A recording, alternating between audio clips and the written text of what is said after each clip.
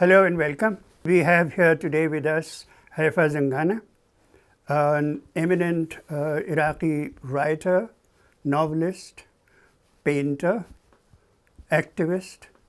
We are very privileged to have her in India for a very short visit, and it's very kind of you, Haifa, to agree to come to us while you had so little time. Welcome. Thank you very much. We are very glad to have you finally in India. We tried twice in the past, and you were not able to come. Now, you're both a novelist and a writer. This is something that interested me in the blurbs because I thought novelists were writers. So, they make that distinction apparently on the blurbs of your books. So let me first ask you, today also you mentioned you have written something that you call an autobiographical novel. Yes. Now, what is an autobiographical novel, and what is this autobiographical novel about? Yeah, well, it is in a way, well, I had a problem while I was writing that book. It's called Dreaming of Baghdad, and originally it was published under the title of Through Vast Halls of Memory.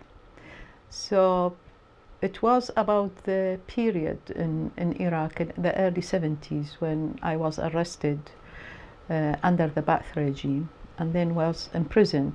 The first few weeks I was under constant interrogation in a prison called Qasr al-Nihaya, which is the palace of the end, meaning if you get there you never that will be the end of you. Is that the name the regime gave it, or was it always called that? It wasn't called like that. Before that it was a regular palace. It was the palace under the monarchy. That's right. But gradually, I mean, the funny thing is the regime itself was promoting its image as brutal.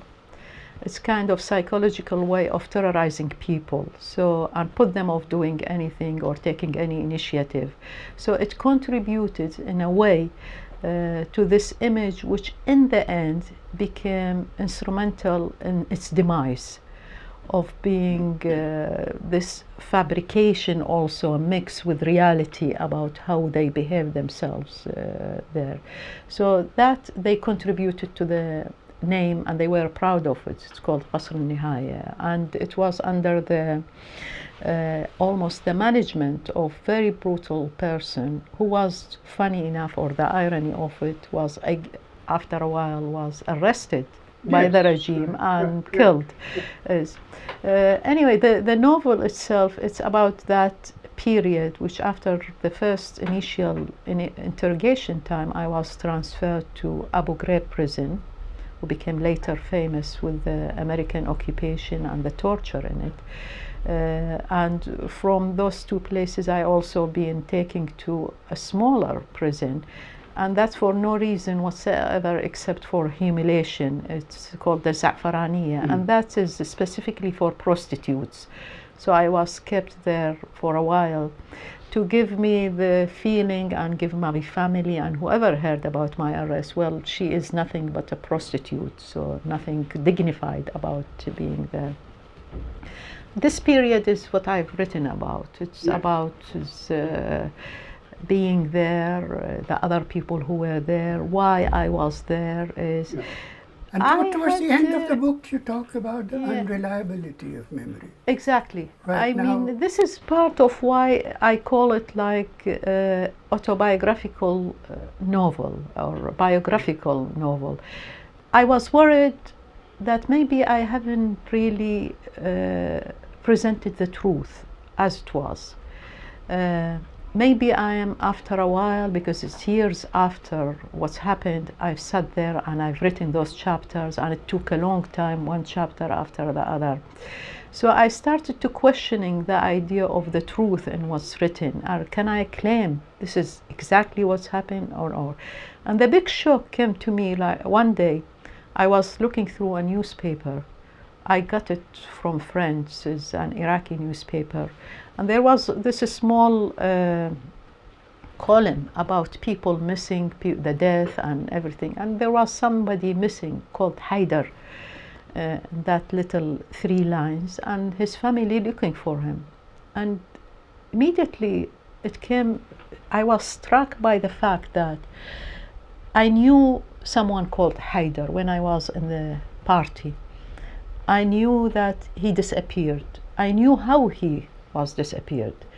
And yet I didn't say a word about him in my book. And what is supposed to be is autobiographical or biographical is. So I started to think, why didn't I do that? Why? Hiding this? Is it a conscious decision, subconscious? Have I contributed to his death? Probably. Was it I worried about the party? Contributed to his death through your silence, you mean? Exactly, yes. Right. Or knowing what's happened to him, is being a witness and then a silent someone. Or I didn't want to tarnish the reputation of the political movement. I was part of it. So all these things. Right. So I wrote the chapter is regarding the memory and how does allure or mislead and how truthful it is, the memory, and how can we rely on things on the memory. Yeah, right. Now, when I started reading your work, Haifa, one of the things that struck me, and it has stayed with me as part of my regard for you, that you were arrested, you were tortured, you were humiliated by the Saddam regime. Your family suffered, your comrades suffered, your friends suffered. And yet, after the occupation, when you write about this, you do not allow your subjective, personal, or even collective family and comradely experience to overshadow the fact that, as I understand you reading your work, and I'm curious how you see my interpretation of it, that once the monarchy was over, there was a Republican Iraq. And the great fight between the left and the Ba'athist regime was the fight over what this Republican tradition of Iraq would mean. What kind of Iraq would we have? And part of the brutality of the Saddam regime came from the fact of claiming it as its legacy and suppressing anybody else, all of those challenges. And something that comes through your book is that what the American invasion and occupation does is that it takes away from the Iraqis to fight out what that tradition is. There is not only the dismantling of a dictatorship, but also the brutal end to a history that was internal to Iraq and superimposing a different kind of history, so that history becomes very difficult to recapture. That I thought was quite remarkable, because a number of people who have come, these are very brutal regimes. You know better than I do, whether it's Iraq or, for that matter, Syria and Mubarak regime and so on.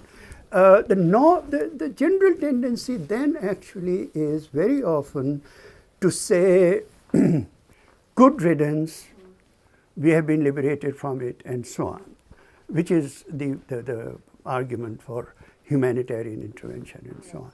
Your distancing from it was rather unusual, I thought.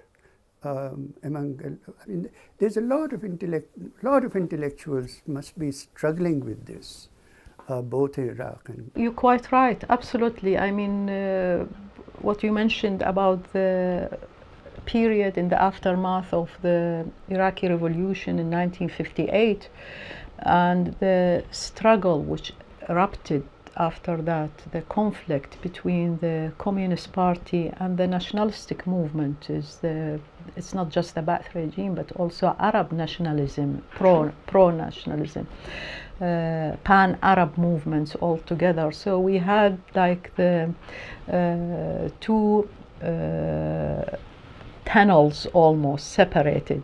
So there was no connecting between the two. And this immediately being one part is the Communist Party, is with the Soviet Union at that time, was becoming the symbol for the advancement of the country, the peace-loving people, and everybody. The pan-Arab, the others became like looked upon like a chauvinistic feelings, especially in a country like Iraq, where you have many ethnic background to it, is so it's been presented like that, and the struggle really between the two consumed a lot of the energy of the country at that time. But the last straw was by the imposing of, or the coming to power, the coup d'etat by the Ba'ath regime, and taking control of everything, and almost emptying the country from millions of people gradually. That was the gap. So what should have been an organic struggle within a country to advance towards democracy, towards social justice, towards what is wanted by the people, became a phase or a weakening factor to and all achievement was being done after the revolution, during the First Republic, has interrupted. So this became the feature of what's happening later. Whenever there is kind of advancement, development, exactly, there is interruption. Yes. Yeah. Though I mean, we mustn't deny the Ba'ath regime also achieved excellent. I was about to ask you. Yeah, excellent in one things of your more recent books, do talk more about it. I was very struck in, there's a section in which you talk about the legislation and actual implementation of much of that legislation regarding women. And in that you compare a speech by I think the Secretary General of the Communist Party, Fahad, and Saddam Hussein.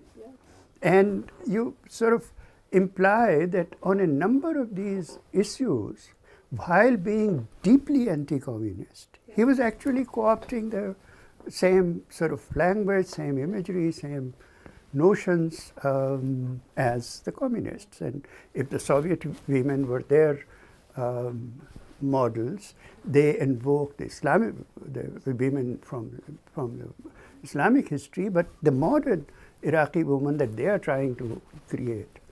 Yeah, they were, at some point, I mean, I had the feeling that they were, it's the same coin. At least it's regarding the language, but also, I mean, in practical terms, the regime at that time achieved a lot regarding its education, health service, the basic needs of the people. Also, we mustn't forget that at that time there was the oil, coming in, all the money, and there wasn't much of corruption. So the money was actually used within the country to the growth, or I mean the problem, the main problem is you have to accept this. It's almost like God is the one and only political party. Sure. Yes. Any opposition, there will be brutal. That's one side to it. The other thing is this kind of pushing towards being the leader in the Arab world. Jamal Nasser, Jamal Abdel Nasser of the Arab world, after he became very strong and all, I am the leader. So, and then it's all the budget started to go towards the military. So Iraq became to have 1 million army soldiers, and the Iraq-Iran war developing. Would you say that the Iraq-Iran war was a great watershed even within the history of the Saddam regime, that before the Iran-Iraq war, Saddam was as much of a dictator as he continued to be. But until then, the regime was in fact doing a lot of reformist, progressive things while brutally suppressing. But the war disrupted even that. It did. Economy-wise, it did. It's weakened Iraq to great extent. So the development in education, health, employment, all laws.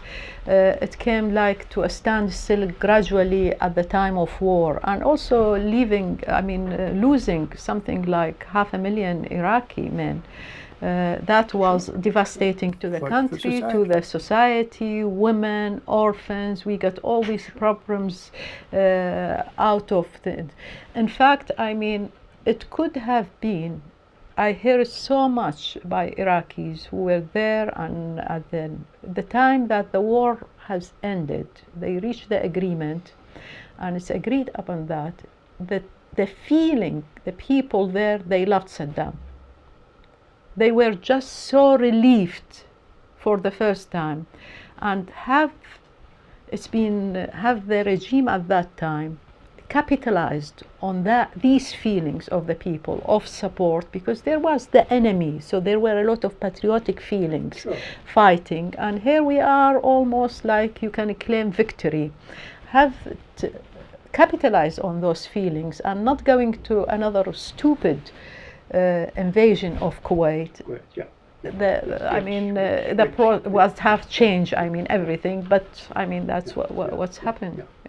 Now let me ask you this. There was a time in the 70s, 80s, when we used to think of Iraq as one of the most secular countries in both as society and as regime, in its politics as well as in its society. Baghdad was fast becoming the cultural center of the Arab world, as Cairo had been at one point, and Beirut had been at one point, of modern progressive culture and all that. But something deeply secular about that society. Yeah. Now comes the invasion, that society is wrecked. Shock and awe did not happen that night. It went on for years. But out of that wreckage, that politics did not survive at all. It survived in small groups of resistance here and so on. But as a significant political formation, let's say in the electoral arena, and religiosity actually increased enormously as social practice in a way that you had never seen in modern Iraq. Now, this transformation, how do you actually think about it now? I think it started before the occupation. It started during the Iraq-Iran war. So in 1979, because of Saddam the himself Islamic, starts using increasingly exactly, because we were facing the Islamic Republic, and they talking openly about spreading Islam, and it's not specifically about Islam, in general Islam, but they talking about Shiitism. In that sense, because Iran is a Shiite country, and they're talking about also going through openly through Iraq to the Gulf area and all that. Iraqi regime at that time felt very threatened. And Saddam, who sees himself the leader of the Arab world, and everything like the rest of the Arab leaders confirming this image of him, especially at time, it increasingly became the symbol to face Iran's expansion. So he believed it, and he acted upon that. In order to also regain what is called our Islam, or his Islam, he started Al-Hamla Al-Imaniyya, the faith campaign. And that was also late years, came up with it during the Iraq-Iran, where he forced his army officers, the people, to start reciting the Quran. Women started covering their hair. There were competitions running in school. There were himself reciting the Quran on television. So more space were given to religion. But it's his idea of religion in order to confront the political expansion. The secular and pan-Arab nationalism yeah. was considered not sufficient. Not sufficient. But you had no. to have your own version of Islam against their version of Islam. Exactly. And therefore, yeah. by willy-nilly, you came to be seen as the Sunni answer to this Shia. None of the people in the Ba'ath party or nothing in their statements or policies previous to this had anything. Yes, on the contrary, they looked upon any Islamist movement as backward, as people who are standing against, actually. And until now, by the way. Many of I know of the Ba'athists, I meet them, we talk to them. They have very firm stand against Islamism and all, and it's a secular party. I have never met a Ba'athist who was Islamic. So that was what is really the emergence of the whole thing. I think also the political parties emerging in the West, they started to capitalize about this side or that side, and how we get this or in the West. Exactly, and it became also as a tool to get funds.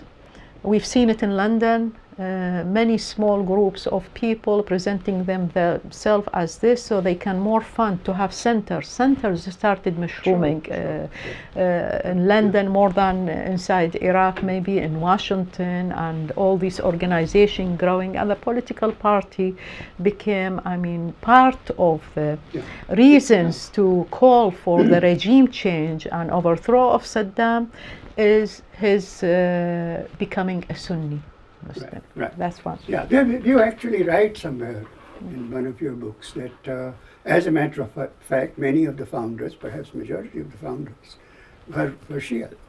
Yeah. And as was the membership. More than dozens of the revolutionary Council of Iraq were Shia. The deputy prime minister was, the foreign minister was. We can long list and list. No one bothered. No one bothered about the whole thing. Exactly. As Shia, and no one else thought of them. If you want to look into that, the lists are there. If you want to insist, it did not matter. So long as you were a Ba'athist. Right. Yeah. Currently in Iraq, again, the violence is enormous, right? This year the average has been about 1,000 dead every month, and in fact, injured and all that. And the one explanation that you get in the Western media is Al-Qaeda, largely Sunnis, killing Shias. Shias, of course, also killing, but mainly Al-Qaeda, Wahhabi Islam. Now, what truth is there to this?